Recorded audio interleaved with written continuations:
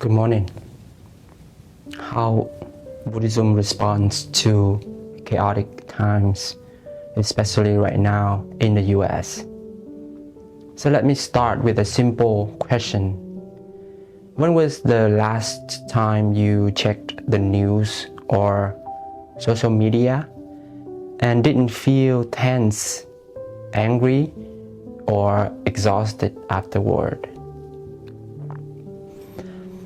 If your shoulders tighten, your jaw clenches, your heart rate goes up just thinking about it, you're not broken. You're just human. Living in a time where chaos is delivered straight to your phones before we even had our first sip of coffee. Right now, especially in the US, it feels like everything is loud, divided, and emotionally charged. And many of us are walking around overstimulated, overwhelmed, and wondering how we're supposed to stay calm, compassionate, or even sane in the middle of all of it. So today I want to talk about how Buddhism responds to times like this, and what our beloved Zen teacher Thich Nhat Hanh might remind us if he were sitting here with us right now. The first thing Buddhism would probably say is slow down. Not as a way to escaping reality, but as a way of not letting reality constantly hijack your nervous system. When the world feels chaotic, the most important place to return to is your breath. Because when the breath is calm, the mind has a chance to settle too. And yes, that can sound almost too simple when the problems feel massive, but a mind that constantly reacting, scrolling, and arguing is not a mind that can see clearly or respond wisely. Sometimes the most rebellious thing you can do in a chaotic world is to pause, to take a breath, and stop letting everything pull you around. The second thing Buddhism teaches is not to react so quickly. Right now, we are constantly being invited to react, to comment, to judge, to take sides, instantly to speak before we have really listened. Reacting without understanding only creates more suffering, even when we believe we are defending something important.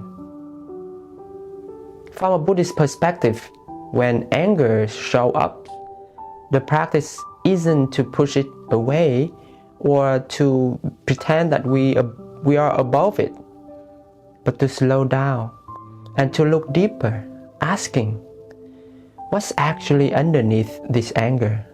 Because most of the time it's fear, pain, or a sense of not being heard. Another essential Buddhist response right now is compassion without turning people into enemies. That doesn't mean agreeing with everyone or ignoring harm, but it does mean refusing to forget that the person on the other side of the argument, of the conflict, is still a human, being shaped by fear, conditioning, and life experiences. Zen teacher Thich Nhat Hanh lived through war and deep division. And he said very clearly that the moment we see only enemies, we lose something precious in ourselves. Buddhism also asks us to be mindful of what we consume. If we constantly feed our minds fear, outrage, and negativity through news and social media, it shouldn't surprise us when we feel anxious, angry, or hopeless. Sometimes practicing Buddhism in chaotic times simply means knowing when to put the phone down, when to turn off the news, and when to protect our peace so we can stay grounded and present. And finally, Buddhism doesn't tell us to disappear from the world. Thich Nhat Hanh called it engaged Buddhism, which means staying present, staying compassionate, and staying awake without being consumed by chaos. It means showing up calmer instead of louder, listening more than shouting, and trying to be a steady presence in a very nervous society. Buddhism doesn't promise quick fixes, but it offers something deeply needed right now. A way to stay human when things feel inhumane. A way to stay kind without being naive. A way to respond with love and understanding instead of fear. Thanks for being here. Take a breath. Be gentle with yourself.